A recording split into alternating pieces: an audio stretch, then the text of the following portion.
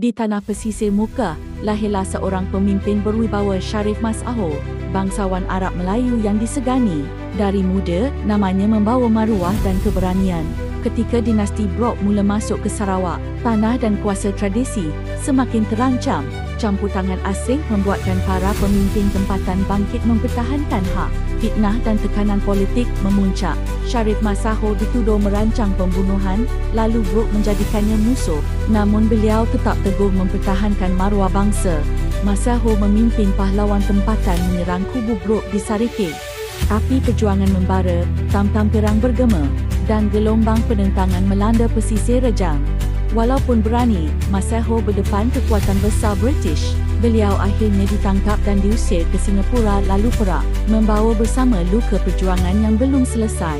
Di Perak, beliau menghembuskan nafas terakhir sebagai pejuang sejati. Hari ini, nama Sharif Mas'ahor terus hidup sebagai simbol keberanian mempertahankan tanah air. Siapa lagi yang anda mahu? Sila komen. Jangan lupa subscribe, like and share.